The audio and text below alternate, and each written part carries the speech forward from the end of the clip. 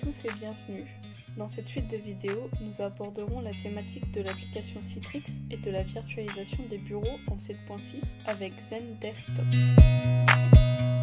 Tout d'abord, nous allons voir quels sont les changements apportés à Zen Desktop pour sa nouvelle version et ses nouvelles caractéristiques par rapport à l'ancienne version.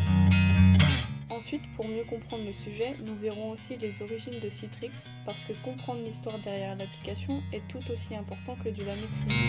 Je vous présenterai ensuite Zen Desktop et ce qu'il contient, son architecture avant de se lancer dans le déploiement, la configuration et la gestion de son environnement.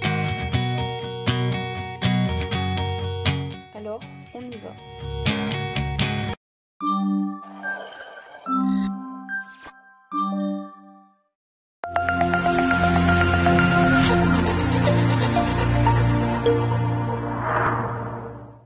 Regardons ce qu'il y a de nouveau dans Desktop 7.6. On peut voir qu'il y a un accès instantané aux applications, des fonctionnalités linéaires de pré-lancement et de session, de sauvegarde et le bureau version 7.6 qui fonctionnait dans XenApp 6.5 avant. Le pré-lancement des sessions et la session linéaire fonctionnent en s'assurant que l'utilisateur a une session avant le lancement de l'application. Le lancement de l'application déclenche tout simplement une reconnexion suivie d'un partage de sessions.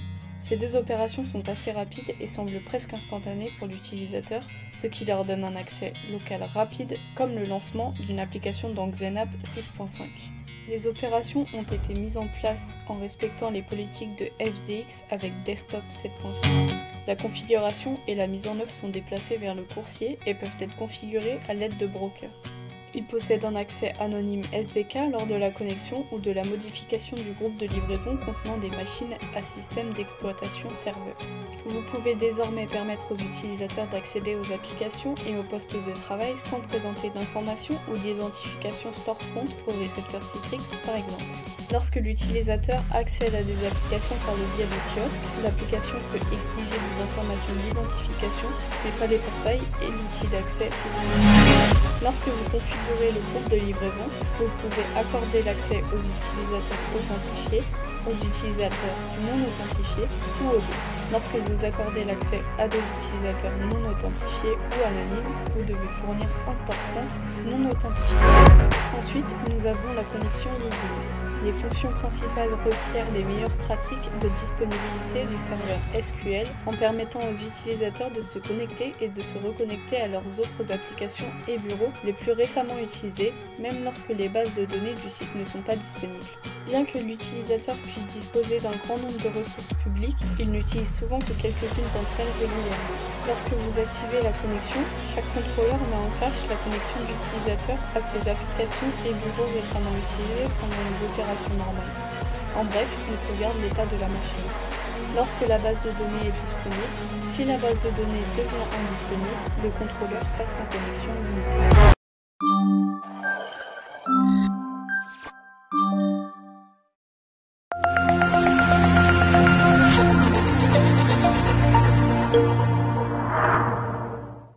Les opérations de glisser-déposer effectuées à l'aide de Desktop 7.6 prennent en charge les graphismes sans perte d'image grâce au nouveau H202.6 Gothic pour tous les scénarios, y compris les applications et les postes de travail basés sur serveur, ainsi que l'accès distant du VDI au PC et 3D Pro.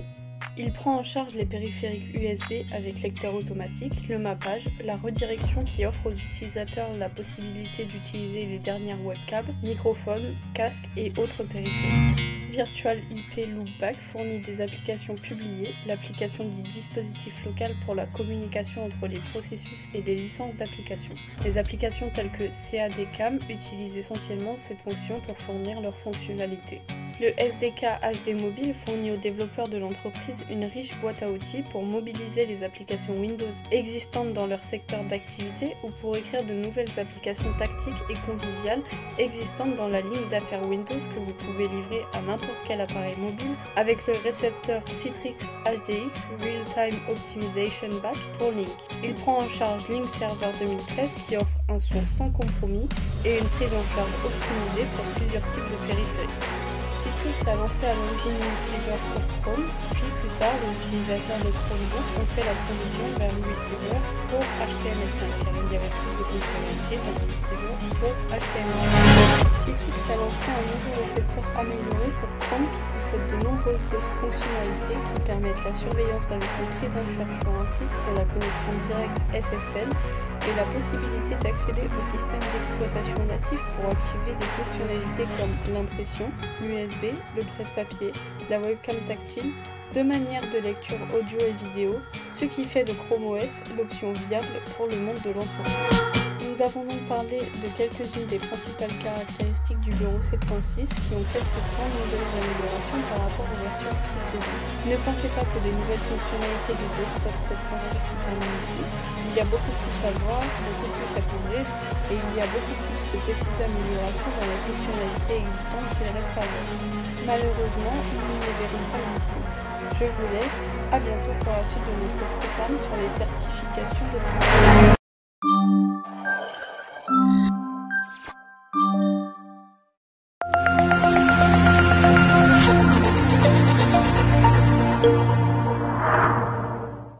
Bonjour à tous, dans la dernière vidéo, je vous ai présenté ce qu'on allait voir dans cette section et aujourd'hui, il s'agit des nouveautés qu'apporte XenDesktop 7.6.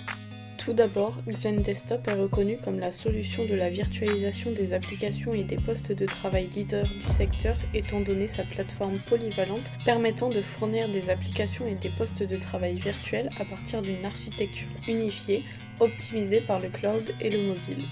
Desktop révolutionne l'expérience de l'utilisateur avec un accès rapide et performant aux applications et aux bureaux. Maintenant, il est important de noter qu'il y a une parité de fonctions entre le ZenBank et le desktop autant que possible. Il y a certaines choses qui ne s'appliquent pas aux ordinateurs de bureau et il y a certaines fonctionnalités qui, de toute évidence, ne s'appliquent pas à XenApp. J'ai créé ce tableau qui vous montre essentiellement certaines des différentes fonctionnalités qui sont disponibles avec les différents ajouts de XenApp et des différents ajouts de desktop. Les voici. Parce que toutes ces fonctionnalités sont beaucoup trop nombreuses pour que je puisse les mettre dans le tableau ici, j'ai mis en évidence les bases de très haut niveau. Regardons ce qu'il y a dans le texte.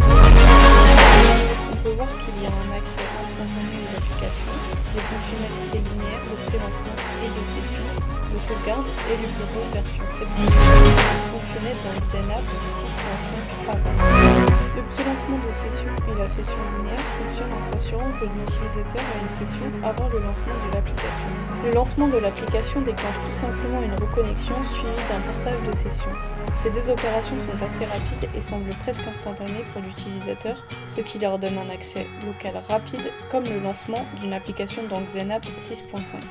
Les opérations ont été mises en place en respectant les politiques de FDX avec Desktop 7.6. La configuration et la mise en œuvre sont déplacées vers le coursier et peuvent être configurées à l'aide de brokers. Il possède un accès anonyme SDK lors de la connexion ou de la modification du groupe de livraison contenant des machines à système d'exploitation serveur.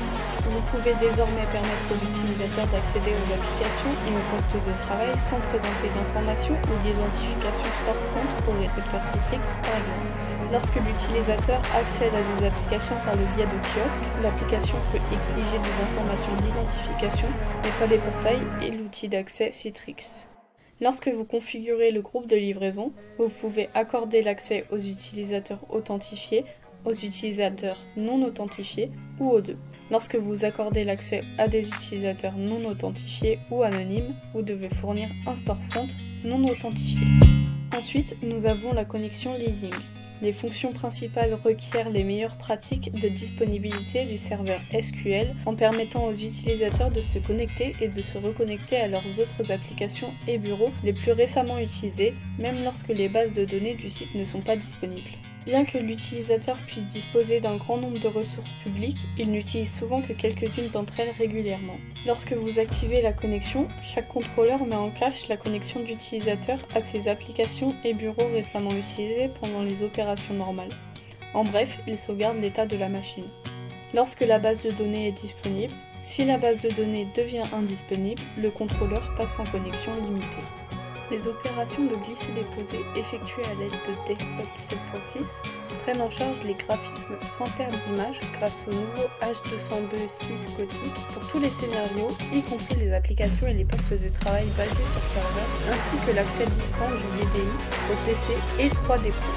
Il prend en charge les périphériques USB avec lecteur automatique, le mappage, la redirection qui offre aux utilisateurs la possibilité d'utiliser les derniers câbles, microphones, casques et autres composants. Virtual IP Loopback fournit des applications publiées, l'application du dispositif local pour la communication entre les processus et les licences d'application.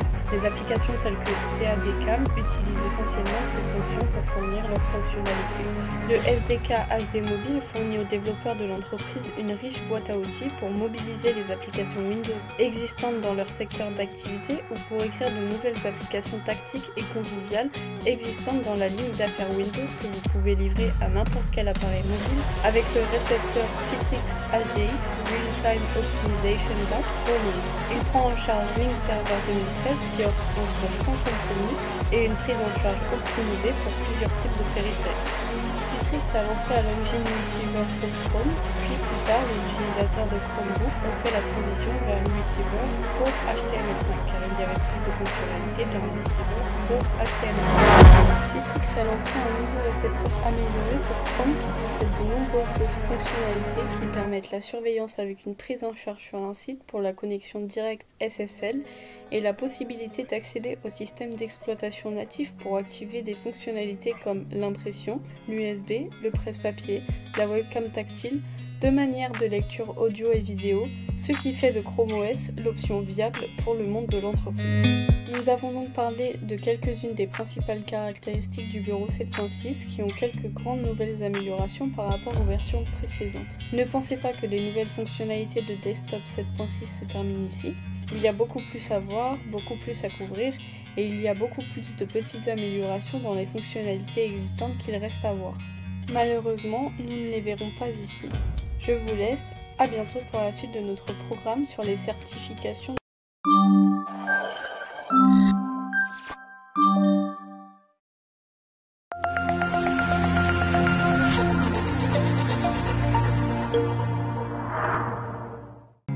Bonjour à tous, dans la dernière vidéo, nous avons parlé des nouveautés que nous apportait la nouvelle version de Xen Desktop 7.6.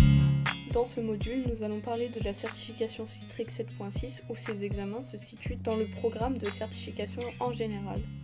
Sachez que Citrix a apporté des changements assez intéressants à son parcours de certification avec la sortie de la version 7 dans le passé. Citrix et la certification pouvaient varier en fonction du produit que vous aviez l'intention de certifier avec cette version. Citrix a en fait unifié ses certifications en une seule structure à 3 niveaux pour les différents domaines. Il y a aussi une orientation au réseau qui se concentre plus sur des technologies comme NetScalar, mais indépendamment de l'orientation qui vous intéresse, il y a 3 différents niveaux de certification dont vous devez être conscient. Au niveau le plus bas, il y a Citrix Certified Associate Virtualization, aussi appelé CCA.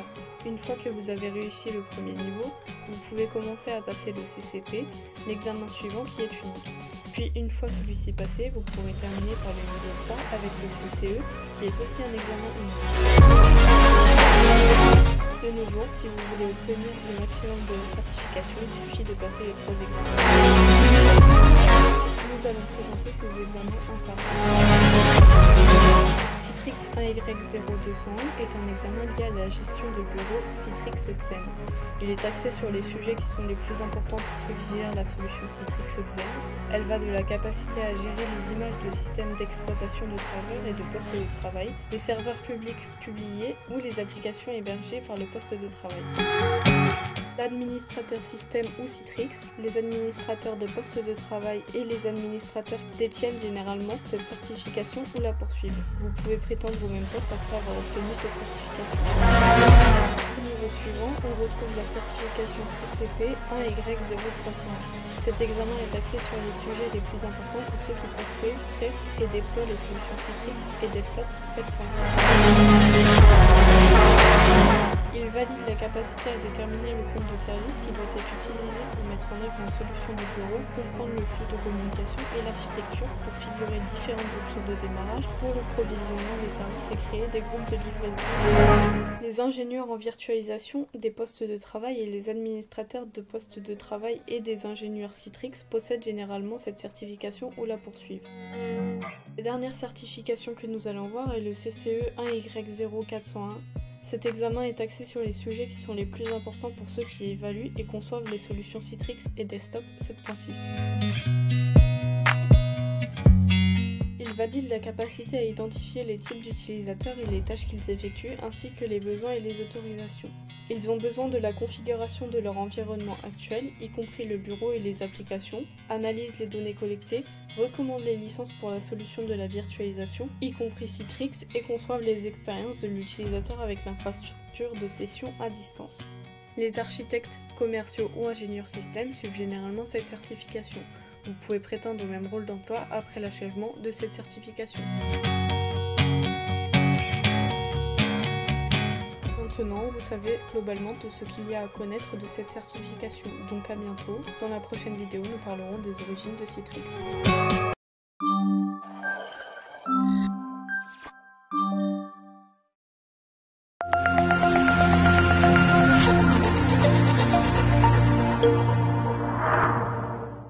Bonjour à tous, dans la dernière vidéo, nous avons parlé des certifications de Citrix. Aujourd'hui, il est donc temps de s'attaquer aux origines de Citrix. Je crois fermement que pour savoir où l'on va, il faut savoir d'où on vient. Et la même chose s'applique à la technologie comme ça s'applique à beaucoup de choses que vous faites dans la vie. Il ne suffit pas de maîtriser quelque chose d'un point de vue technique, il est également important d'être capable de parler de ce sujet en particulier. Comprendre d'où ça vient, l'histoire derrière ça et la terminologie. J'ai donc élaboré cette leçon afin de vous enseigner un peu de l'histoire de Citrix, de ses origines, de ses débuts et des personnes qui l'ont créé. Pour ceux d'entre vous qui ne le savent pas, Citrix n'a pas toujours été appelé Citrix, comme vous pouvez le voir sur l'image que j'ai choisie pour vous ici. C'est en fait la pancarte qui était sur la porte du premier bureau de Citrix en 1989, l'année de sa création. Il était en fait connu sous le nom de Citrus System. Je vous ai également montré ici le premier logo de Citrus System, que vous voyez en Donc si vous vous êtes déjà demandé pourquoi il s'appelle Citrix, c'est parce que l'entreprise est née sous le nom de Citrus. Le nom de Citrus était très populaire à cause des oranges aux États-Unis. Et l'État de Floride était très populaire pour ses oranges. Le fondateur de Citrus System à l'époque était un homme du nom d'Ed Iacobucci. C'était un développeur qui travaillait sur la plateforme OS2 d'IBM à l'époque. Et il avait une idée, il avait une vision pour créer une technologie multi-utilisateur pour IBM OS2. Il a donc approché Microsoft et ensuite IBM, mais les deux ont refusé.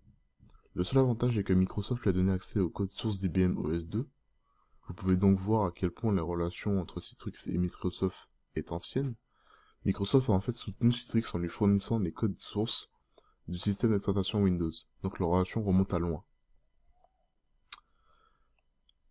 Ed Iacobucci avait beaucoup d'amis, beaucoup de connexions chez Microsoft, qui l'ont aidé plus tard à passer de la création d'un système d'exploitation multi-utilisateur pour OS à une technologie multi-utilisateur pour Windows. Un peu plus tard, Ed a découvert que Citrus était pris. Donc il a eu l'idée de Citrix. Le nom est une fusion entre Citrus et Unix, et c'est ainsi que le mot est né. Une des premières choses que Citrix System a introduite en 1990 était le protocole ISO, ce qui était connu comme ISO 1.0. Cependant, vous remarquerez que le protocole ICA de l'époque est très différent du protocole ISO que vous connaissez aujourd'hui. Il s'agit d'une architecture informatique indépendante, mais à l'époque c'était l'architecture de la console intelligente, et cela avait beaucoup de sens. Ils ont donc créé un protocole à distance pour la plateforme IBM OS2. Techniquement, c'est une manière intelligente d'accéder à la console de ce particulier. Le nom était donc très correct à l'époque, c'était le début de l'ISA. Donc, si vous ne savez pas que ISA signifiait Intelligent Console Architecture, aujourd'hui vous venez de l'apprendre quelque chose. Le premier logo de Citrix a également été présenté en 1990. Ed Iacobucci a fondé Citrix System au Texas. Il a ensuite déplacé l'entreprise en Floride. Et aujourd'hui, Citrix a son siège à Fort Lauderdale. Et le logo que vous voyez ici est essentiellement le même logo que vous voyez pour Citrix aujourd'hui, sauf que les couleurs ont changé. y avait un tout noir et les points rouges ont disparu. ISA 2.0 a été introduit et c'était en avril 1993. L'ISA 2.0 n'est toujours pas le protocole ISA que nous connaissons aujourd'hui. Et c'est toujours l'architecture de console intelligente et c'est juste une amélioration du protocole précédent. En 1995, le modèle ISA que nous connaissons aujourd'hui a enfin été introduit. C'était la version 3.0 de l'ISA, et c'est devenu l'Independent Computing Architecture, ou ISA en 1993. Citrix a également fait son entrée en bourse le 8 décembre 1995. L'action a ouvert à 15 $ et a doublé ce jour-là. Elle a clôturé la journée à 30 $. En 2000, deux produits ont également été introduits, Citrix Enfuse et Citrix Extranet. L'importance de ces produits et la raison pour laquelle je les mets en avant est qu'ils sont des blocs de construction de produits ultérieurs que nous devrions également connaître. Citrix Enfuse était ce que vous connaissez aujourd'hui sous le nom de storefront ou d'interface web. À l'époque, c'était un portail web où vous pouviez visiter et cliquer sur une icône pour lancer une application ou lancer un bureau ou une ressource. Il est donc important de savoir, encore une fois, d'où vient ce produit particulier. Citrix Extranet était à l'époque la solution VPN que Citrix a introduit et qui, plus tard, est devenu Citrix Secure Gateway. Et puis ça a évolué avec l'acquisition que Citrix a fait plus tard avec Netscape et ainsi de suite en 2001. Citrix a lancé Secure Gateway. C'était sa façon de faire un reverse proxy dans ses ressources sécurisées qui étaient derrière le pare-feu afin que vous puissiez lancer vos applications et vos postes de travail. C'était donc l'origine de Citrix. Donc je vous laisse et à bientôt pour la prochaine vidéo sur Citrix ZenApp Timeline.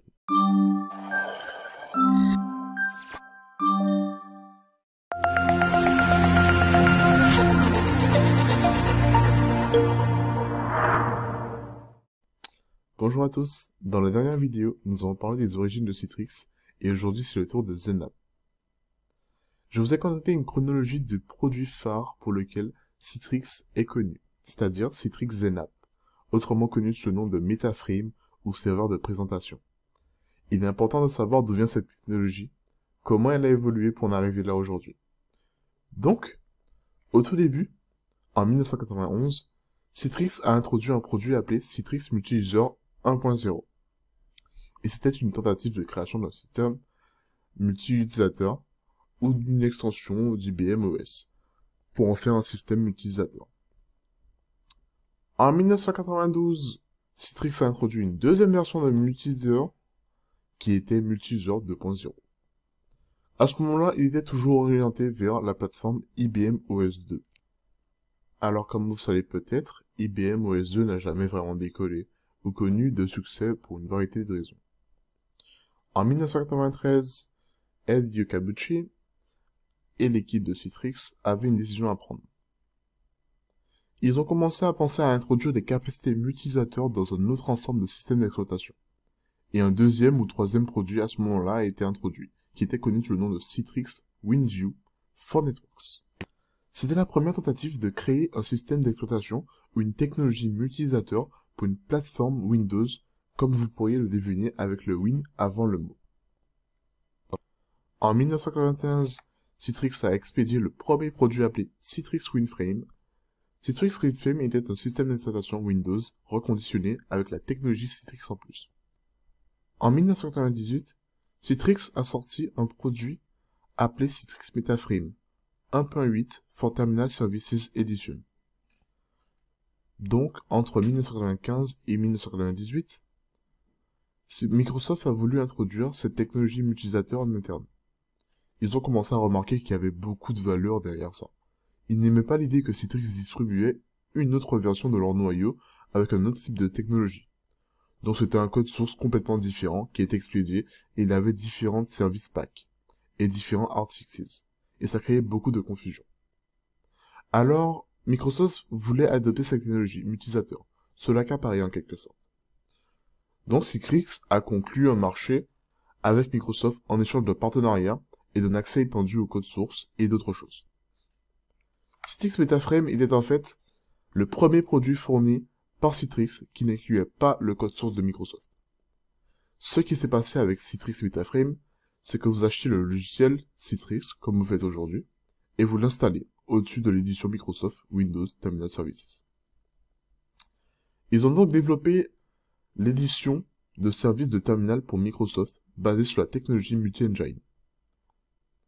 Ils leur ont donné ce produit, et ensuite, ils ont commencé à vendre un produit totalement différent appelé MetaFrame 1.8. Vous pouvez voir comment Citrix a été viral dans le développement et l'amélioration de Windows dans les années 2000. En 2001, Citrix a envoyé MetaFrame 1.8 pour Windows 2000, et ensuite, la même année, MetaFrame 1.8, For Terminal Services Edition et Windows 2000 ont été introduits. Citrix a créé MetaFrame XP et l'ont introduit pour prendre en charge les services de terminal, les ajouts et Windows 2000. Il s'agissait donc d'une mise à niveau de MetaFrame 1.8.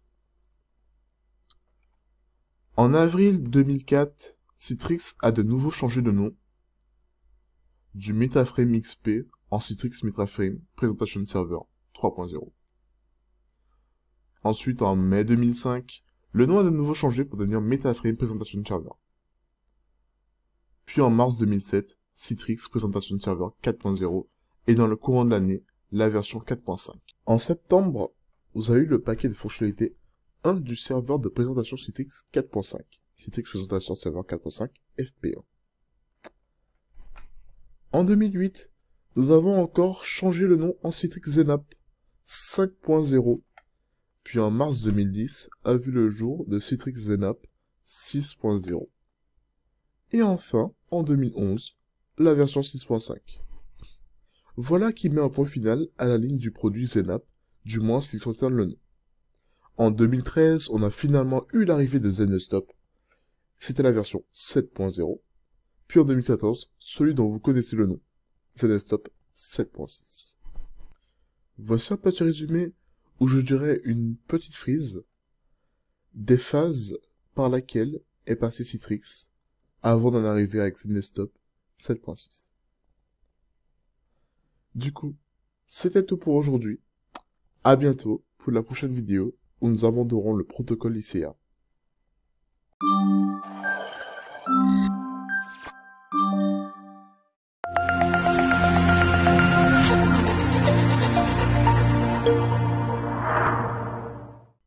Bonjour et bienvenue dans cette vidéo où nous allons aborder le protocole ICA. Pour mieux comprendre les technologies Citrix et devenir un expert dans la matière, il est inévitable que vous maîtrisiez et compreniez les rouages de l'ICA, autrement connu sous le nom de protocole ISO. L'ICA peut être appelé HD, ou expérience haute définition. Il s'agit simplement d'ajouter des plugins supplémentaires au protocole afin de le faire fonctionner avec des applications comme le rendu 3D et le faire fonctionner avec des choses plus haut de gamme. On retrouve le protocole Independent Computing Architecture en tant que protocole de couche de présentation sur le modèle OSI. Un des noms que l'on retenait pour cette application était serveur de présentation, parce que ça avait beaucoup de sens. C'est un protocole de couche de présentation sur le même modèle et par conséquent un serveur de présentation. Il y avait donc une grande corrélation entre le protocole ISO et le nom du produit réel. Si vous vous demandez pourquoi à un moment donné Citrix a choisi Citrix Presentation Server ou Frame Presentation, c'est parce que le protocole ICA est une couche du modèle OSI, au niveau de la couche de présentation. Il faut savoir que le protocole ICA est aussi très fin, et c'est l'une des raisons pour lesquelles il est très populaire. Il ne nécessite pas beaucoup de frais généraux pour transférer les données du serveur au client. En fait, si vous le décomposez en termes très basiques, ce que vous transmettez vraiment du serveur au client, vers le serveur, et vous recevez en retour une réponse quand vous transmettez votre clavier et vos clics de souris du client vers le serveur. Ils sont donc exécutés du côté serveur. Et tout ce que vous recevez en retour, ce sont ces mises à jour d'écran, ces rafraîchissements si vous préférez, de ce qui se passe réellement sur le serveur. Donc vous avez votre écran, côté client, rafraîchi, avec les bits qui ont été effectivement modifiés en fonction des commandes du clavier et des clics de souris que vous avez lancés. Maintenant, vous savez, nous souhaiterions qu'il y ait que des mises à jour de capture d'écran et des clics de clavier et de souris. Ce sera un monde idéal. Cependant, dans le monde d'aujourd'hui, nous avons besoin de plus de périphériques. Nous avons besoin de plus de support printer, plus de support scanner et plus de support USB. Nous devons être en mesure d'accéder aux fichiers. Et par conséquent, lorsque vous ajoutez toutes ces fonctionnalités au protocole ICA, vous devez maintenant comprendre le fonctionnement interne de ce protocole, afin de le régler pour obtenir les meilleures performances possibles, en fonction du scénario que vous essayez d'accomplir. Le protocole ICA est également extrêmement bien optimisé pour les situations où il était utilisé à l'époque. Quand j'utilisais des modems avec une bande passante de 9600, je veux dire qu'il a été construit pour le temps où l'accès commuté était le standard, de la façon dont vous accédiez à ces ressources sur Internet, la latence était très élevée, les liaisons lentes et le protocole ICA fonctionnait très bien pour des applications à l'époque. Donc il est optimisé, il est très tolérant à la latence, donc il peut s'adapter et s'ajuster en fonction sur la latence qu'il détecte sur le lien de connexion échelle. Il fonctionne également sur le SSL standard. Qu'est-ce que ça veut dire? Il fonctionne avec la norme SSL standard, simplement. SSL utilise généralement des ports TCP, donc il s'agit de ports TCP standard comme le port 4434, une connexion SSL sécurisée. Donc vous n'utilisez rien comme IDP ou un protocole qui nécessite un équipement en particulier ou l'ouverture de ports très spécifiques sur un pare-feu. Puisque le protocole ICA est un protocole basé sur TCP, il est capable d'utiliser un standard SSL pour crypter le trafic entre l'endroit d'où vous vous connectez et le serveur. Afin d'avoir cette communication sécurisée entre les deux, vous pouvez également optimiser la bande passante du protocole ICA. C'est l'une des choses les plus puissantes que vous pouvez obtenir avec lui. Donc vous vous rappelez tout à l'heure quand je parlais du fait que si vous le décomposez en éléments au format de base, le protocole ICA est un protocole très fin. Encore une fois, ce sont des mises à jour d'écran, des clics de clavier et de souris. Mais quand vous commencez à ajouter le support périphérique, pour les imprimantes, les scanners et les pilotes USB, et autres, il commence à devenir très gros au lieu d'être un protocole très fin. Donc l'optimisation de la bande passante du protocole ICA vous permet de dire je veux seulement que la bande passante de l'imprimante consomme, disons, 10% de ma bande passante globale. Je veux que mon USB n'en consomme que 5%, et je vais donner tout le reste aux mises à jour d'écran, au clavier et les clics de souris. De cette manière, on obtient une sorte de qualité de service. Vous optimisez la bande passante existante pour vous assurer que l'expérience de l'utilisateur ne souffre pas dans des choses comme l'impression. Ne consommez pas la majorité de la bande passante disponible. C'est particulièrement utile dans les cas où la bande passante est très limitée et où vous devez vous contenter de ce que vous avez, comme l'impression et les transferts de fichiers. Ces éléments réduisent inévitablement les performances. Et encore une fois, c'est pourquoi l'optimisation de la bande passante du protocole est nécessaire. Parce que si quelqu'un essaie de transférer son PDF ou une feuille de calcul Excel, ou peut-être un document Word, qui fait quelques mégas sur un lien, qui est une bande passante limitée, alors cela va inévitablement avoir une dégradation des performances du point de vue de l'utilisateur. Il est donc important de comprendre que le protocole de l'ICA, si vous n'utilisez pas tous les périphériques supplémentaires, il est très fin. Dès que vous ajoutez beaucoup de périphériques, à ce moment-là, vous commencez à avoir besoin de faire de l'optimisation de la bande passante et la priorisation de ces paquets et de ces canaux virtuels afin de maintenir l'expérience de l'utilisateur. Donc, puisque nous avons dit que le protocole ICA fonctionne au niveau de la couche de présentation, vous constaterez que dès que le client initie des clics de souris et ses clics de clavier, et qu'ils interagissent avec la couche d'application va envoyer ça à la couche de présentation. La couche de présentation va le renvoyer à la couche physique, et la couche physique va alors le transférer et le déconstruira de l'autre côté jusqu'à la couche de présentation. Pourquoi je vous montre ça? Je vous le montre parce que c'est une vue d'ensemble de comment le paquet va être transféré du serveur jusqu'au client, et comment à chaque couche du modèle OSI, différents composants sont ajoutés à ce paquet avant qu'il atteigne la couche physique et soit transporté. C'était tout pour aujourd'hui, à bientôt pour la prochaine vidéo qui portera sur le protocole IMA.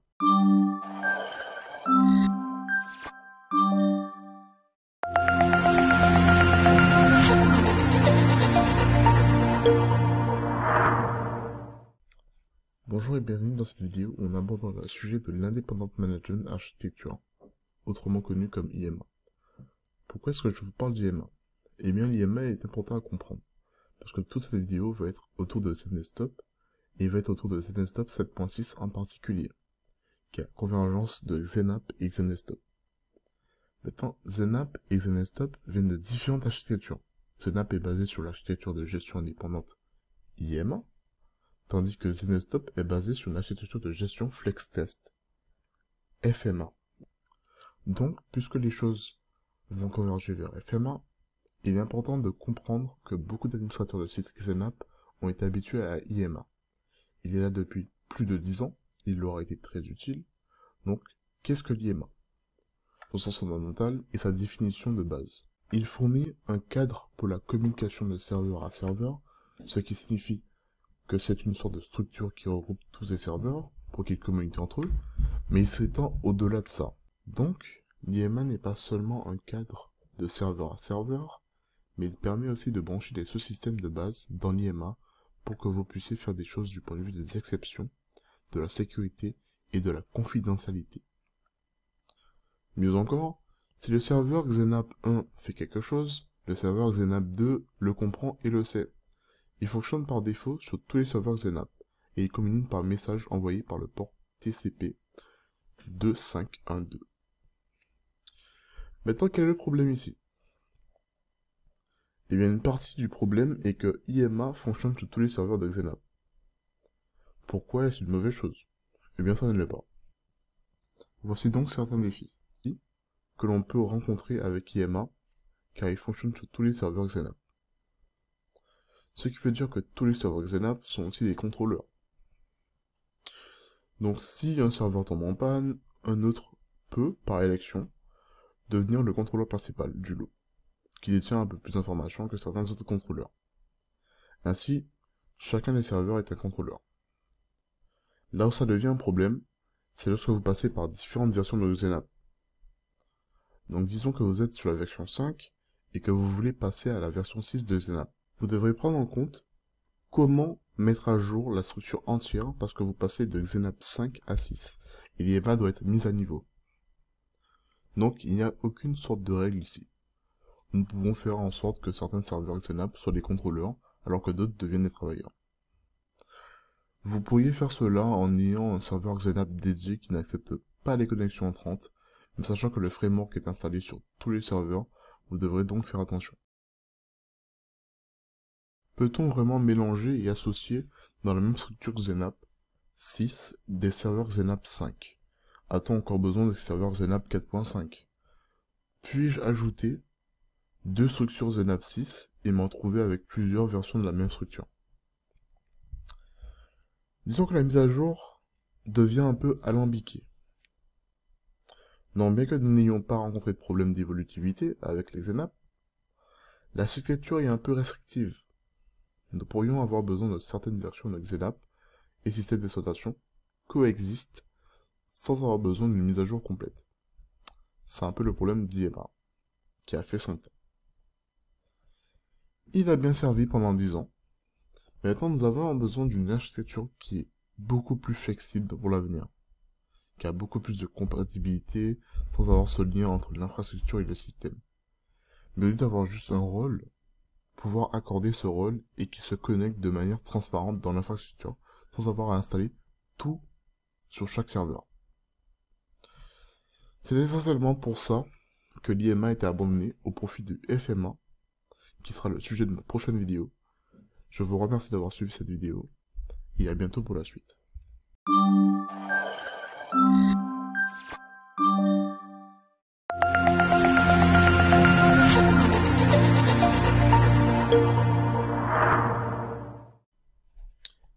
Bonjour et bienvenue dans cette vidéo où nous parlerons de cette fois-ci du FMA. Donc, qu'est-ce que FMA? Eh bien, c'est une architecture de bureau par définition. C'est de là qu'elle vient. Elle est construite pour fournir des applications et des postes de travail de façon différente. Elle peut fournir ses applications et ses postes de travail via une application, parfois en utilisant des applications hébergées par VM. C'est donc le même concept que XenApp. Mais au lieu d'avoir un système d'exploitation serveur à partir duquel vous délivrerez cette application, vous avez un système d'exploitation que vous livrez à partir de cette application. Attention, Lorsque vous fournissez une application à partir d'une VM, c'est une connexion entre cette application et l'utilisateur. Donc, vous avez un serveur, vous mettez l'application dessus, et ensuite vous pouvez avoir des centaines d'utilisateurs connectés à ce serveur. Si vous publiez une application depuis un système d'exploitation, disons comme Windows XP ou Windows S7, et que vous voulez que 100 utilisateurs se connectent à cette application, alors vous devez publier cette VM une centaine de fois. Et il s'agirait d'une connexion individuelle. Ça pourrait être un inconvénient. Mais en réalité, ça permet de déplacer ces applications qui sont sur XP ou Windows 7, qui sont pas très user-friendly, et les systèmes d'exploitation multi-utilisateurs qui ne fonctionnent pas sur un système d'exploitation serveur, ou encore que vous voulez publier hors de votre bureau Windows 7, XP, etc. Ça donne l'opportunité de supporter une application sans avoir à l'installer sur un serveur principal. Donc FlexCast vous donne cette flexibilité d'héberger des applications, que ce soit sur Windows Server ou sur Windows Desktop. Vous pouvez fournir le bureau soit comme un VDI, ou vous pouvez le fournir comme partagé, hébergé à partir de quelque chose comme une installation. Ça vous donne donc beaucoup de flexibilité. Avec FlexCast, vous avez aussi la possibilité d'avoir l'accès à distance. Donc les utilisateurs vont toujours aller sur la même interface web que vous avez. Et ce qui se passe alors, c'est que disons, vous avez leur ordinateur physique au travail, auquel ils veulent avoir accès aujourd'hui. Ils y accèdent probablement via un VPN, via quelque chose comme un accès à mon PC, pour centraliser tout ça. Et de leur faire bénéficier le protocole ICA, qui va leur offrir une meilleure expérience utilisateur. Vous pouvez installer des solutions Zen Desktop sur l'ordinateur physique ou portable ou autre, et avoir un accès à ce PC distinct. Très bien. Pour les organisations qui veulent donner aux utilisateurs un accès à distance à leur PC, mais qui ne sont peut-être pas prêtes pour le VDI ou même ZenApp ou quelque chose comme ça. Maintenant, l'autre chose importante avec le FMA est qu'il y a cette séparation des rôles dont nous parlions. Donc le contrôleur de bureau ici n'est pas l'infrastructure que vous installerez sur chaque serveur ZenApp, c'est l'avantage que vous avez. Les solutions, le logiciel que vous installez sur un contrôleur de bureau seront ceux dont vous avez besoin, comme un contrôleur pour ZenApp par exemple. Le bureau pour l'accès à PC, distance. Ce que vous devez installer sur votre appareil est un logiciel appelé VDA. Donc l'idée est que ce morceau de logiciel que vous installez maintenant soit sur le bureau, le serveur, le PC distant, le contrôleur, et qui guidera l'utilisateur en fonction de ce qu'il a besoin, ce qu'il sélectionne, et il le dirigera vers la bonne ressource. Donc si vous avez un utilisateur qui souhaite accéder à la VDI, lorsque la VDA est installée, le contrôleur est au courant, car le VDA est enregistré. S'il est disponible, il va établir sa connexion pour l'utilisateur. Donc c'était tout pour aujourd'hui. À bientôt pour la prochaine vidéo.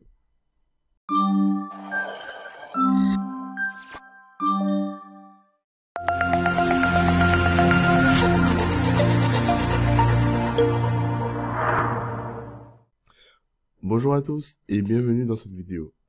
Nous avons expliqué les nouvelles fonctionnalités de ZenApp, sa timeline, mais à quoi sert ZenApp? Eh bien c'est ce que nous verrons aujourd'hui dans cette vidéo. Donc, pour ceux d'entre vous qui ne connaissent pas, qui débutent encore avec Citrix, qui peut-être ont un nouveau ZenApp ou qui ne savent pas qu'est-ce que ZenApp, et veulent une meilleure définition de ZenApp, qu'est-ce que ZenApp? Qu'est-ce qui le rend si génial ou si unique? ZenApp est simplement une extension de service de bureau à distance de Microsoft Windows, Service ou Terminal Server, selon la façon dont vous l'appelez, car Windows a également l'habitude de changer les noms. Terminal Server est une solution basée sur le serveur, ce qui signifie qu'il y a une solution centralisée. Toute la puissance de calcul se trouve dans un serveur, dans un centre de données quelque part. Et l'avantage, c'est qu'il permet à plusieurs utilisateurs simultanés de se connecter à ce serveur et de faire tourner des ressources sur ce serveur. Ces ressources peuvent être des applications, elles peuvent être des bureaux, elles peuvent être n'importe quoi. Mais elles sont sur le serveur qui tourne dans un centre de données et tout ce que l'utilisateur reçoit est un échange. Des mises à jour, des captures d'écran, des clics de souris, de clavier, etc. C'est ce qui le rend le plus rapide. C'est aussi très évolutif, parce que maintenant vous avez un serveur qui permet à 50, 60 ou des centaines d'utilisateurs de se connecter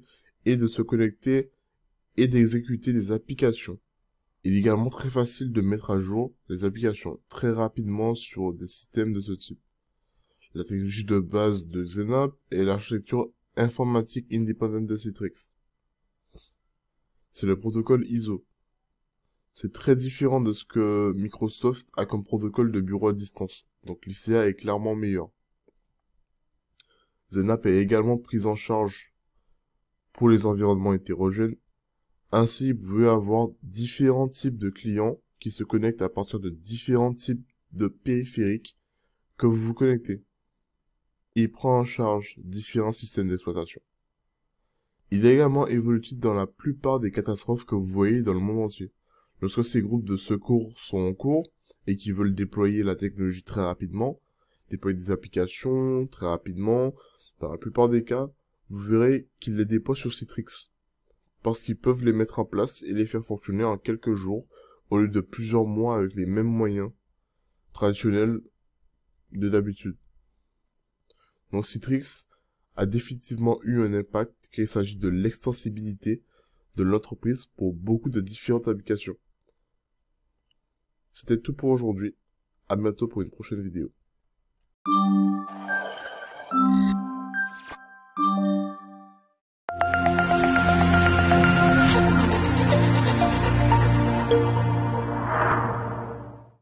Bonjour à tous.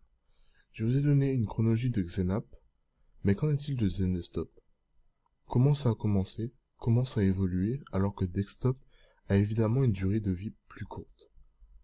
Tout a commencé en 2008 avec la première version de Desktop qui était la version 2.0. C'est juste une version de base. C'était une solution composée de plusieurs solutions Citrix.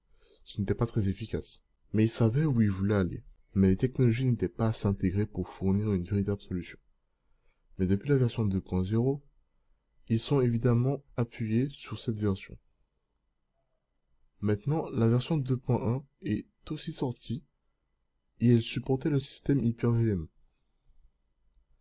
C'était vers septembre 2008. En 2009, en février 2009, la version 3.0 est sortie avec une meilleure évolutivité. Elle offrait une meilleure gestion des profils, ce qui était très important notamment pour la VDI. Et toujours en 2009, la version 4.0 est sortie. Vous pouvez voir à quel point ces versions sortaient rapidement parce que, encore une fois, ils essayaient d'intégrer de nouvelles solutions. Mais ils savaient qu'il y avait à avoir des problèmes avec ce qu'ils livraient. Donc il y avait des versions qui ne restaient pas très longtemps. Et la version 4.0 était en fait une version assez décente. Elle supportait les forêts multiples, elle avait un support de failover et de roaming, il y avait quelques améliorations supplémentaires. Mais ce n'est qu'avec la version 5.0 que Desktop a vraiment commencé à prendre forme. L'architecture a changé pour devenir une architecture .NET. Vous aviez maintenant les services de création de machines, donc vous aviez le choix d'utiliser les services de création de machines ou les services de provisionnement. C'était donc en décembre 2010 et c'était essentiellement le tournant de l'histoire des ordinateurs de bureau. En 2011, nous avons vu une version 5.5 qui a vu la lumière en août et qui avait une meilleure expérience utilisateur. Elle avait de meilleures capacités de surveillance. Et en février 2012, nous avons vu une version 5.6 faire son chemin, qui avait un VDisk personnel, qui était une acquisition que Citrix avait faite avec Cube. Sans oublier qu'elle prenait également en charge le système Center 2012. En 2013, nous avons vu la version 7.0 sortir, pour la période de juin. Toujours en 2013, en octobre cette fois-ci, nous avons vu Desktop 7.1, suivi de 7.5, en janvier 2014, et vers septembre 2014, la dernière version connue à ce jour, Desktop 7.6, avec plus d'améliorations que les versions qui l'ont précédé. Donc à partir de cette chronologie, vous pouvez voir à quelle vitesse Citrix a publié les mises à jour de XeneStop, et dans un court laps de temps, nous avons vu beaucoup d'améliorations dans les différentes versions de XeneStop. C'était tout pour aujourd'hui, à bientôt pour une nouvelle vidéo.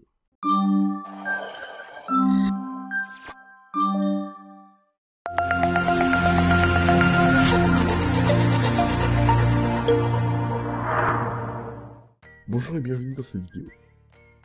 Citrix essaie d'offrir un accès à n'importe quel appareil sur n'importe quelle connexion et de n'importe où. Il est important de noter que Citrix à travers son histoire a toujours été favorable aux périphériques. Il y a plus de récepteurs Citrix. Pour ceux d'entre vous qui ne le savent pas, le récepteur Citrix est un plugin. C'est le logiciel qui est installé sur les appareils qui vous permet d'accéder à ces ressources, à distance. Il y a des milliers de pièces et de Mac qui ont un récepteur Citrix sur eux, soit par défaut, soit via un logiciel compatible. Il existe plus de 150 smartphones différents, 40 tablettes différentes et 10 clients légers différents. 1,5 milliard d'appareils sont pris en charge, d'après ce que Citrix veut bien nous dire. Maintenant, je vais vous dire ceci. Je ne suis pas tombé sur un appareil qui n'avait pas une version du récepteur Citrix qui pouvait être supportée. Je vous ai montré ici quelques-uns de ces logos. Donc il y a évidemment toutes les serveurs, toutes les versions de Windows. Vous avez toutes les versions de Mac, Linux, Unix. Vous avez Chrome et Chromebook, HTML5, Android. Il sera donc très difficile de trouver un appareil qui ne soit pas équipé d'un récepteur Citrix. Encore une fois, c'est un facteur de différenciation pour Citrix. Donc, alors que beaucoup de gens voudraient utiliser RDP, et alors que RDP pourrait être capable de faire beaucoup de fonctionnalités présentées, beaucoup d'organisations pourraient s'en sortir en utilisant simplement les sessions de bureau à distance sans utiliser Citrix. Mais là où ça devient un problème, c'est quand il s'agit de clients, car nous n'avons plus d'appareils standards. Si vous avez un serveur ou un environnement de service de bureau à distance et que vous voulez peut-être activer le support pour Android, eh bien ce client ne pourrait ne pas être là. Ainsi, même si la fonctionnalité de l'arrière-plan est disponible, l'accès à plusieurs appareils peut être insuffisant.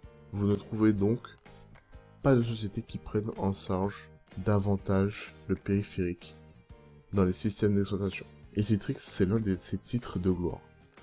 C'est l'une des choses qui rendent Citrix différent et nécessaire dans les environnements d'entreprise. C'était tout pour aujourd'hui, à bientôt pour une prochaine vidéo.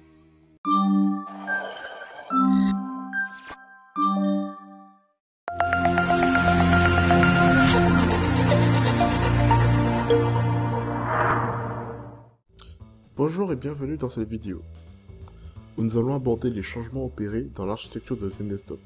Donc allons-y. Il faut savoir que le concept de farm n'existe plus. L'idée que l'IMA n'existe plus. Donc souvenez-vous de l'idée est que vous avez tous ces serveurs différents et que techniquement, ils sont tous des contrôleurs en même temps. Parce que c'est comme ça que l'installation de Xenap fonctionnait. Et qu'ils communiquent entre eux en utilisant le courrier électronique et ils choisissent l'un d'entre eux pour être une sorte de collecteur de données. Le serveur maître en quelque sorte, qui détient certaines données et que les autres ne détiennent peut-être pas.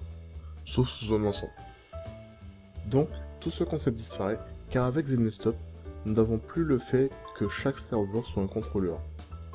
Nous avons un VDA pour toutes les ressources, qu'il s'agisse de serveurs, postes de travail, PC physiques, de machines virtuelles, quel que soit le cas, nous avons des VDA pour eux. Et puis vous avez des contrôleurs dédiés. Par conséquent, le concept de farm n'existe plus vraiment. La construction de la farm, le pilier, l'épine dorsale, était l'IMA. Mais ayant été abandonné, le besoin d'une farm n'existe plus. Plus de barres d'état fantômes. Donc auparavant, vous avez Xenap, et dans une plus large mesure, avec XeneStop, pendant un certain temps, vous pouviez utiliser l'ICA pour suivre vos utilisateurs. Par exemple, si un utilisateur appelle et dit j'ai des problèmes, j'ai besoin de votre aide, dans le passé, Citrix appelait Shadowing, qui était un contrôleur à distance. Essentiellement, l'argument était pourquoi mettre plus de frais sur ICA quand vous pouvez décharger cette tâche sur l'assistance à distance. L'assistance à distance fonctionne plutôt bien, et vous n'avez pas besoin de l'extensibilité des fonctionnalités ou des performances d'ICA pour ce type de tâche. L'idée du streaming d'applications a également été abandonnée. Citrix avait dans le passé une technologie qui vous permettait de faire une sorte de virtualisation d'application. qui a été abandonné en échange d'un soutien complet et de l'adoption de Microsoft. Donc, la plateforme de virtualisation d'applications supportée pour CNAP et ensuite pour Desktop est AppV. Et le composant de streaming d'applications que vous connaissiez bien, Zenap, a été abandonné.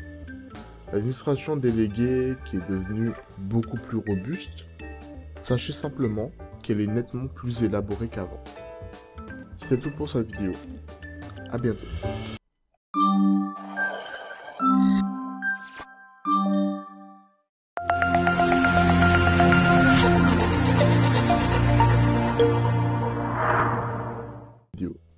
Voyons l'image qui montre tous les différents composants de l'architecture et de l'infrastructure avec laquelle nous allons travailler.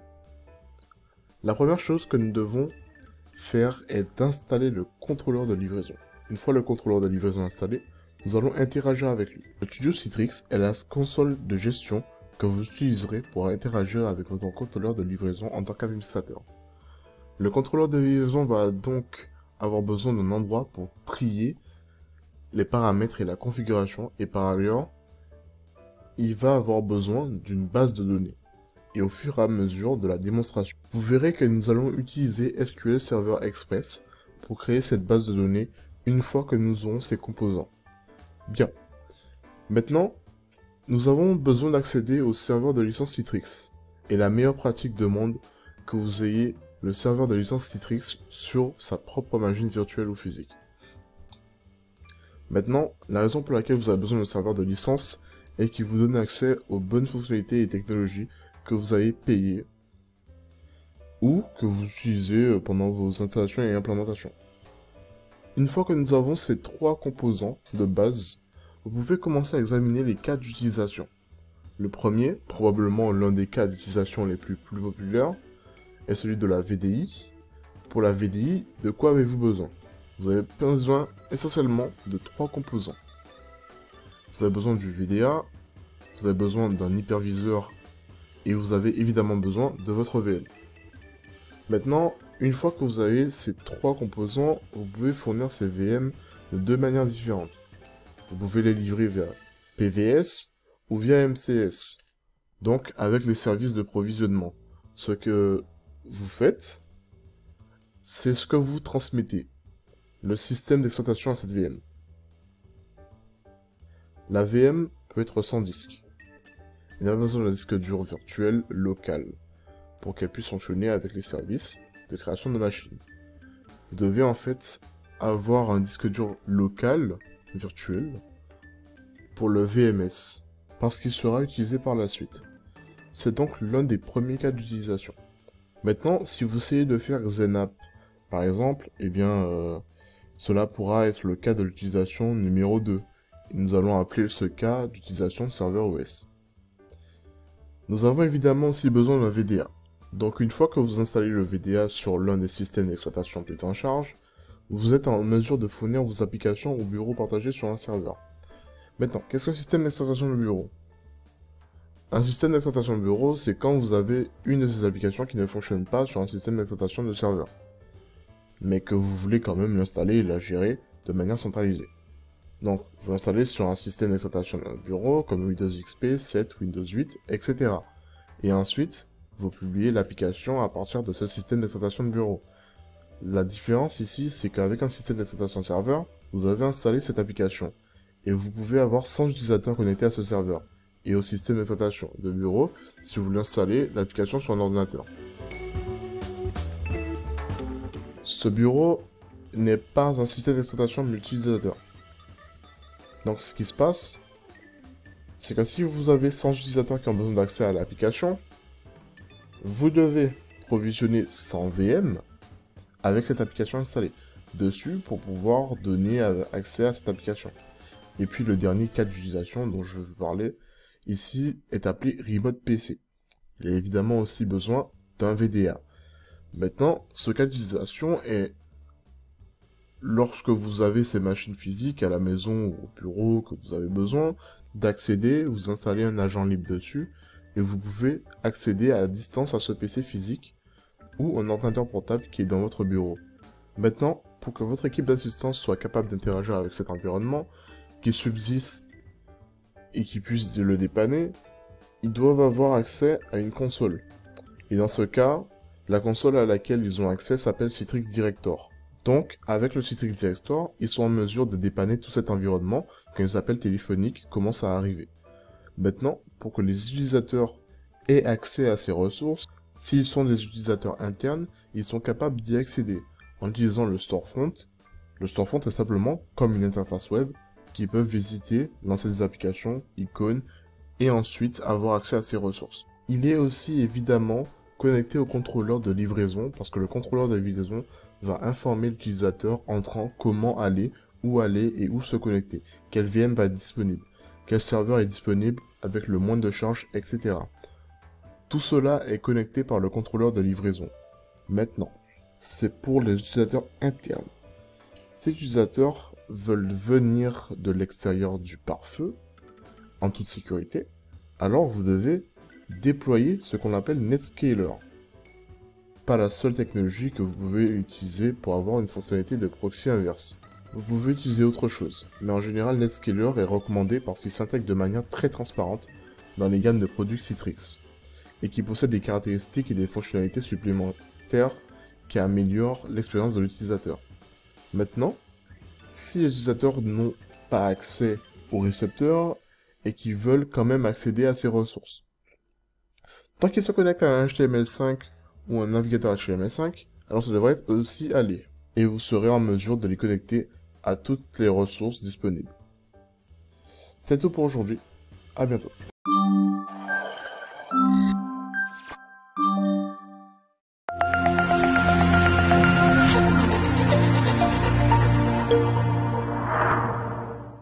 Bonjour et bienvenue dans cette vidéo où nous allons parler des composantes de Desktop.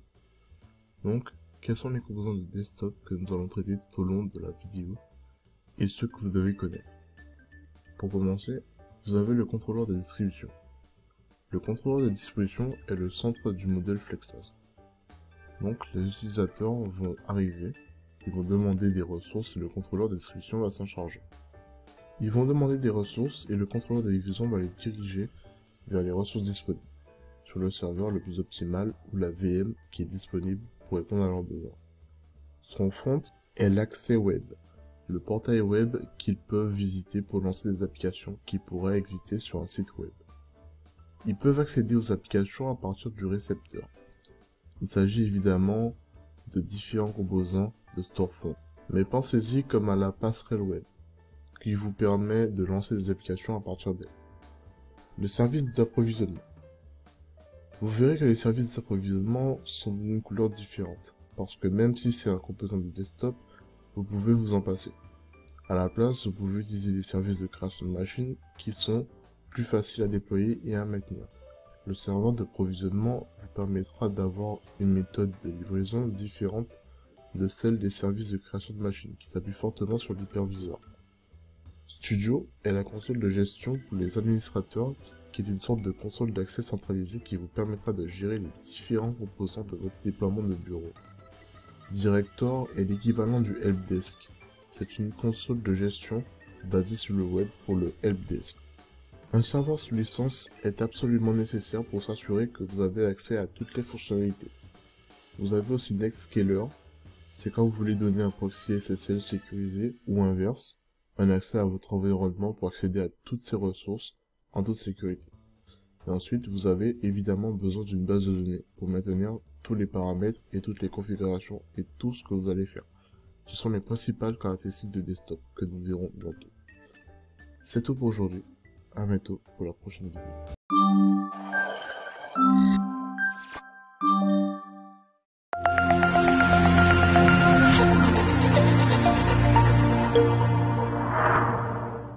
Bonjour à tous et bienvenue dans cette vidéo.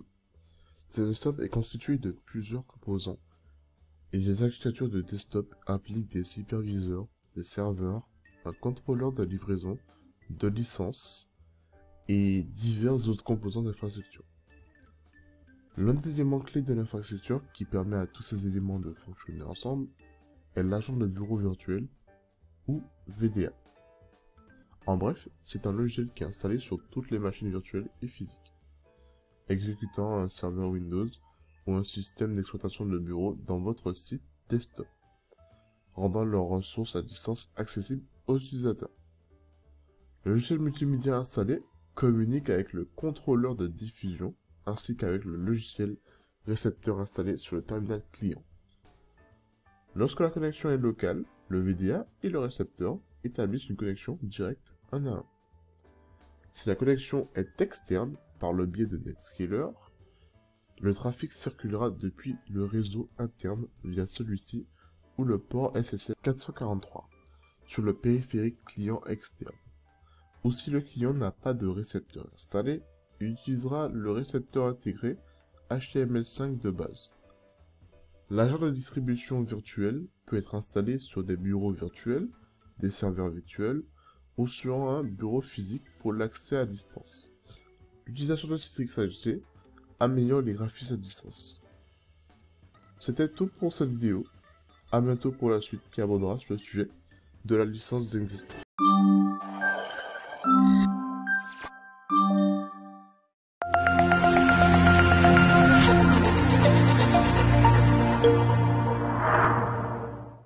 Bonjour et bienvenue dans cette vidéo.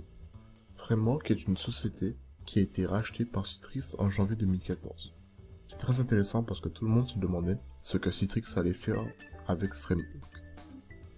Donc, Framework a été développé à l'origine par quelques personnes qui travaillaient à la NASA et qui développaient un protocole par lequel ils peuvent communiquer avec leur station spatiale à une latence très élevée. L'idée est donc d'obtenir des performances élevées sur des réseaux de mauvaise qualité. Cela va se prêter très bien à la connectivité 3G et 4G pour les clients qui habitent à des endroits éloignés où le seul type de connexion internet que vous pouvez obtenir est une 3G ou plus lente ou même une 4G. Et dans le monde d'aujourd'hui, même la 4G n'est plus aussi rapide quand vous avez le LTE et tous ces trucs qui arrivent dans les tuyaux. Mais les connexions 3G sont plus lentes. Par exemple, cela va être très utile lorsque vous êtes en mesure de tirer parti de la haute performance sur des réseaux de mauvaise qualité. Ou si vous avez des sites distants dans le monde qui arrivent par exemple à une latence de 300 millisecondes, le protocole Framework sera très bien intégré et sera une addition en plus de la HDX. Ce qui est intéressant avec Framework, c'est qu'il est basé sur UDP, alors que le HDX pour la plupart est basé sur TCP. Ce qui intriguait le plus, c'était de savoir si Citrix allait pouvoir l'intégrer d'une manière ou d'une autre. Il détecte automatiquement les conditions sur ce lien de communication et bascule d'un protocole à l'autre, de façon à utiliser UDP plutôt que TCP ou l'inverse. Maintenant, en plus des autres performances sur des réseaux à forte latence, il a aussi amélioré l'optimisation de l'écran et la réaction de toucher. Donc, il a ses améliorations en particulier pour les petits écrans et a la capacité d'améliorer le toucher et les gestes sur les appareils mobiles. C'était tout pour aujourd'hui. À bientôt dans la prochaine vidéo.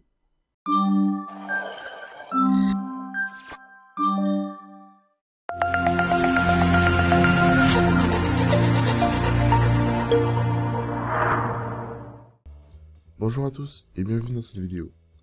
Ce module fournit une vue d'ensemble des ports qui sont utilisés par les composants Citrix et qui doivent être pris en compte dans le cadre de l'architecture informatique virtuelle.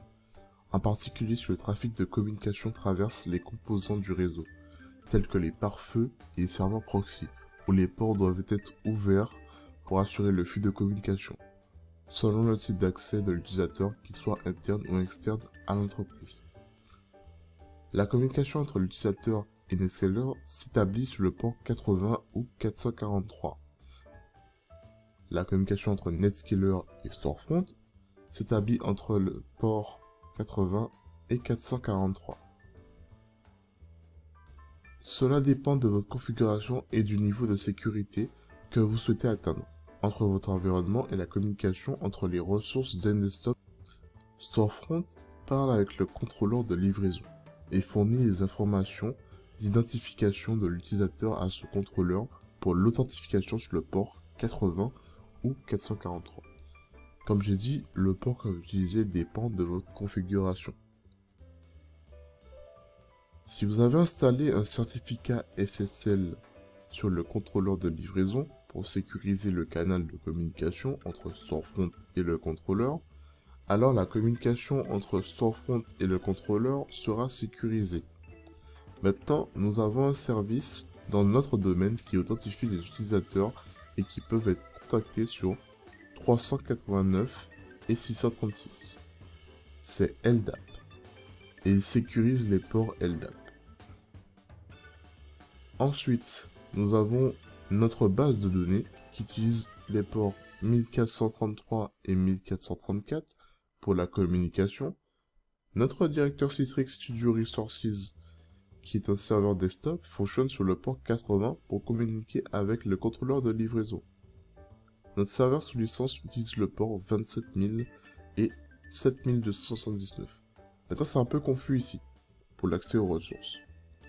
En fait, le contrôleur de livraison communique les ressources à l'intérieur de notre centre de données sur le port 80.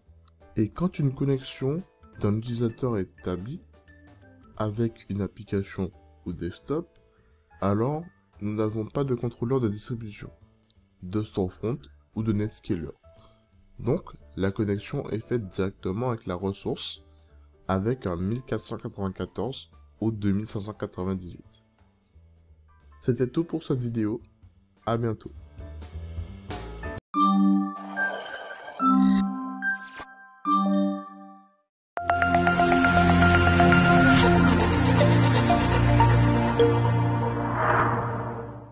Bonjour et bienvenue dans cette vidéo. Citrix a considérablement simplifié le processus d'octroi de licence pour les postes de travail. Ce que je veux faire ici, c'est mettre en évidence les différents types de licences que nous avons. Il y a donc généralement 3 catégories ou 3 types de licences dans lesquelles vous pouvez regrouper vos utilisateurs. La première catégorie est celle des licences par utilisateur. Essentiellement, la licence par utilisateur est utile lorsque vous avez un utilisateur qui a un nombre différent d'appareils. Donc, dans ce cas, vous avez un utilisateur qui a un iPad et un appareil Android, un MacBook, Chromebook, un PC ou n'importe quel nombre d'appareils. Tout ce dont vous avez besoin est une licence d'utilisateur. Ils peuvent accéder aux ressources à partir d'un nombre illimité de dispositifs. La deuxième catégorie est celle des licences par appareil, qui est à l'opposé du modèle de licence par utilisateur. Lorsque vous avez des appareils partagés par un nombre différent d'utilisateurs qui vont accéder à ces appareils pour accéder aux ressources, vous devez opter pour ce type de modèle de licence. Prenez un exemple et pensez à un environnement hospitalier ou peut-être un environnement scolaire où vous ne savez pas peut-être quel utilisateur va s'asseoir sur cette machine et accéder aux ressources. Vous pouvez accorder une licence pour l'appareil lui-même plutôt que pour l'utilisateur. En outre, lorsque vous avez un nombre limité de périphériques et beaucoup d'utilisateurs différents qui essaient d'accéder à ces appareils, alors vous pouvez utiliser ce type de licence. Et le troisième type de catégorie que nous avons est le modèle de licence simultanée. Et les licences concurrentes sont basées sur les connexions simultanées des appareils. Une licence concurrente n'est considérée comme utilisée que lorsqu'un appareil a établi une connexion active. Une fois la connexion terminée, la licence concurrente est renvoyée au tableau des licences pour être utilisée immédiatement par un autre utilisateur. Ce modèle de licence est idéal pour une utilisation occasionnelle ou anonyme, alors que dans le modèle de dispositif utilisateur, les licences restent attribuées à un utilisateur ou à un périphérique et ne peuvent être réattribuées qu'après 90 jours d'inactivité. Maintenant, pour ceux d'entre vous qui ne le savent pas, ZenStop 7.6 s'appuie fortement sur le serveur de Microsoft, sur les capacités d'hôte de session de bureau à distance. En conséquence, si vous avez Desktop 7.6, vous devez vous souvenir de licencier vos utilisateurs pour les services de terminal et les sessions de bureau à distance. Il n'est donc pas suffisant d'avoir des licences Citrix. Vous devez vous assurer que vous avez aussi des licences Terminal Services. Dans ce cas, vous allez avoir besoin d'une licence Windows Server évidemment. Vous allez avoir besoin de services de terminal. CALS, autrement connu sous le nom de TS-CALS. Maintenant, en plus de cela, vous avez évidemment besoin de vos licences Citrix et les avantages de l'abonnement Citrix. L'avantage de l'abonnement Citrix, C'est cette cotisation annuelle que vous payez à Citrix qui s'assure que vous aurez accès à tous les hotfix, toutes les mises à jour, toutes les mises à niveau. Il ne s'agit donc pas d'un abonnement au support technique, mais d'un abonnement aux mises à jour et aux mises à niveau du produit dont vous avez besoin. C'est tout pour aujourd'hui. À bientôt.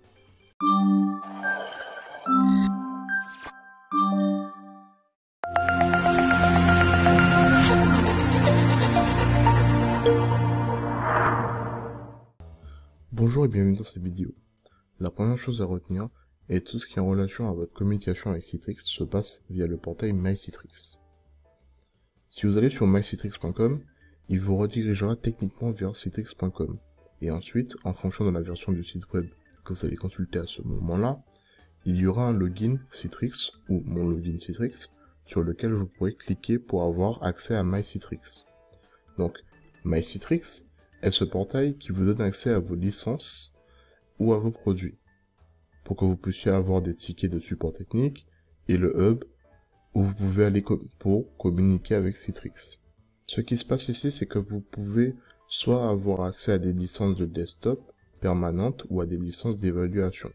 Donc si vous n'êtes pas prêt à acheter ou si vous êtes en train d'apprendre ou vous voulez une version d'évaluation, c'est sur ce site que vous devez aller pour vous enregistrer et avoir accès à ces licences. Généralement, lorsque vous achetez une licence de desktop, ce qui va se passer est que vous allez recevoir un email avec un numéro de série ou une série de chiffres. Vous pouvez aller prendre cette série de chiffres et vous allez visiter MyCitrix et passer par le processus d'attribution en entrant ce numéro de série, en l'associant au nom d'hôte de serveur de licence et générer un fichier .lic. Il est très important de noter que le nom d'hôte du serveur de licence Citrix est sensible à la casse. Donc lorsque vous entrez le nom d'hôte du serveur dans mon portail Citrix, vous devez vous assurer que vous le saisissez en respectant la casse.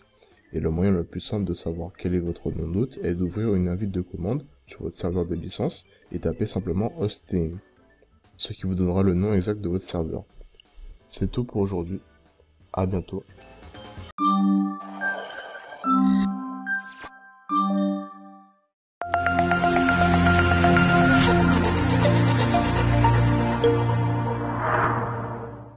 Bonjour à tous et bienvenue dans cette vidéo. Le serveur de licence Citrix sera le premier composant que nous installerons dans notre environnement de desktop. Et la raison derrière cela est que nous allons passer par l'installation du contrôleur de livraison. Il va nous demander un serveur de licence Citrix et nous devrons fournir les détails de notre serveur de licence à ce moment-là. Nous devons donc avoir un serveur de licence déjà en place pour pouvoir le faire. Donc ce que j'ai fait, c'est que j'ai créé un serveur, une machine virtuelle sur Hyper-V, que je vais transformer en serveur de licence Citrix, et que nous appelons XDA. Maintenant, avant d'aller de l'avant et d'installer notre serveur de licence, permettez-moi de vous montrer le site web de Citrix, où vous pouvez trouver toutes les exigences pour le serveur de licence Citrix. Ce sont toutes les conditions requises et les prérequis dont vous aurez besoin pour installer correctement le serveur de licence. Nous avons besoin de framework.net et d'un navigateur supporté par le serveur. Ok.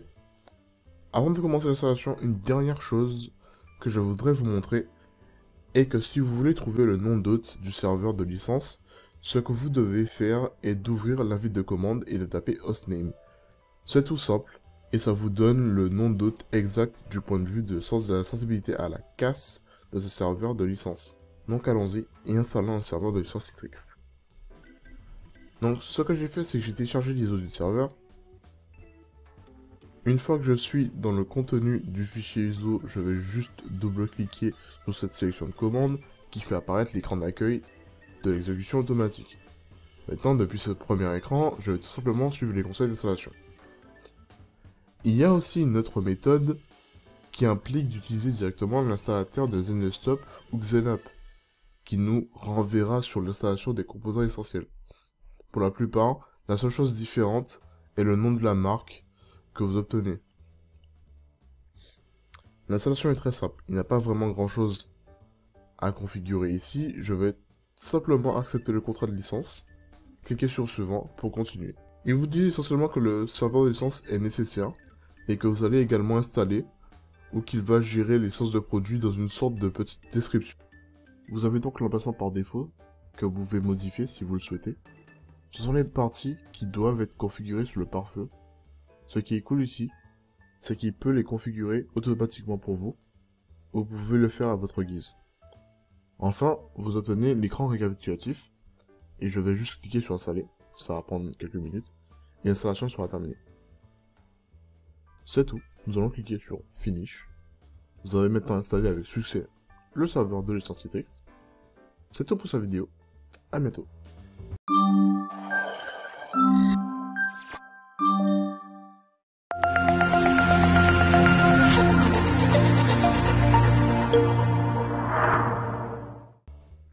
Bonjour à tous et bienvenue dans cette vidéo.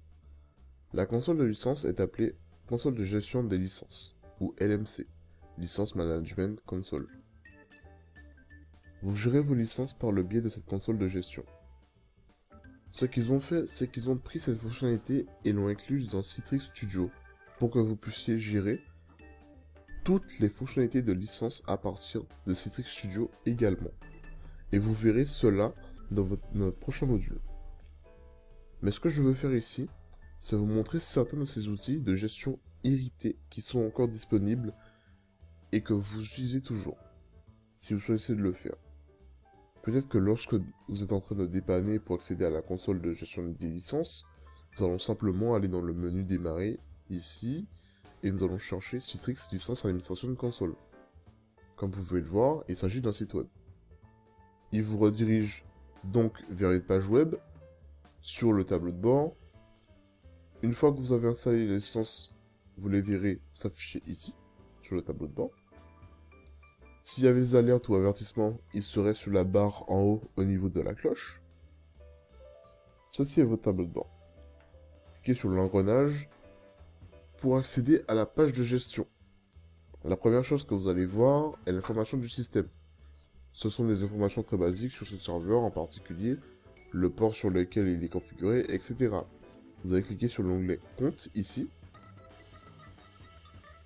Vous avez la possibilité d'ajouter des administrateurs de licence si vous voulez donner à des utilisateurs spécifiques l'accès au serveur de licence afin de gérer soit l'ensemble du serveur de licence, soit certains de ses composants. C'est ici que vous pouvez effectuer ces changements ou ajouter ces utilisateurs. Rappelez-vous, lorsque nous allons dans Citrix Studio, nous allons configurer peut-être plus d'utilisateurs de licence. Ceux-ci seront automatiquement répliqués ici. Citrix Studio masque en quelque sorte toute la complexité ou tous les anciens outils que vous voyez ici, afin de les consolider en un seul endroit. Vous avez la possibilité de configurer plusieurs types d'alertes, mais les alertes vous aideront en vous disant que vous avez atteint ou dépassé le seuil d'alerte. Vous devez acheter plus de licences. Elles vous permettront essentiellement de générer un email ou un message SMS afin que vous soyez au courant de ce qui se passe dans l'environnement. La prochaine option que nous avons ici est la configuration du serveur. Vous pouvez manipuler différentes parties ou fonctions de la façon dont vous souhaitez le configurer. Et si vous essayez de vous éloigner de certains ports par défaut, vous pouvez également le faire. Il s'agit de la configuration du serveur web. Vous pouvez faire un web sécurisé. Donc si vous voulez sécuriser la connexion entre le client et le serveur de licence, encore une fois, vous pouvez venir ici et ajouter tout ça. Si vous essayez de faire n'importe quel type de configuration de serveur, de licence, le port par défaut est 27000. Il peut donc être modifié. La fonctionnalité la plus importante de cette console d'administration de licence se trouve probablement ici. C'est ici que vous venez déposer votre fichier .lic, importer ce fichier de licence, et alors vous aurez toutes ces licences disponibles pour vos utilisateurs et dans votre environnement. C'est tout pour aujourd'hui. À bientôt.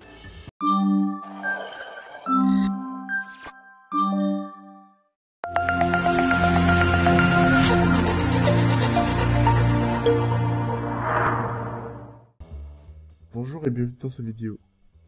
Maintenant, laissez-moi vous montrer à quoi ressemble mycitrix.com. Alors, ouvrons notre navigateur ici et naviguons vers mycitrix.com.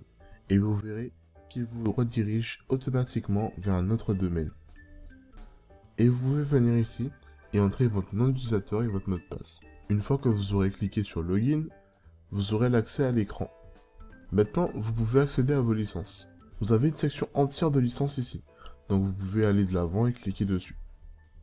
Il y a différentes choses sur lesquelles vous pouvez cliquer. Ce que je vais faire, c'est de commencer par la vue d'ensemble afin que vous puissiez avoir vos licences. Vous pouvez réallouer des licences, vous pouvez retourner des licences que vous n'utilisez pas, vous pouvez mettre à niveau des licences, généralement pour les nouveaux utilisateurs, ou si vous avez une nouvelle licence que vous voulez allouer, vous allez ici. Donc ce qui se passe avec le numéro de série que vous avez reçu de Citrix dans votre mail, si vous voulez allouer une licence, vous allez sur ce portail, vous allez cliquer sur la barre de recherche, vous allez entrer la clé de licence que vous venez de recevoir par email, et puis vous allez associer cette clé de licence avec Citrix. Encore une fois, rappelez-vous, c'est sensible à la casse. Une fois que vous faites cela, il va également vous demander combien de licences vous voulez allouer. Parce que ce qui se passe, c'est que la licence que vous avez entrée pourrait être pour 200 utilisateurs par exemple, et que vous ne voulez allouer que 100 de ces licences.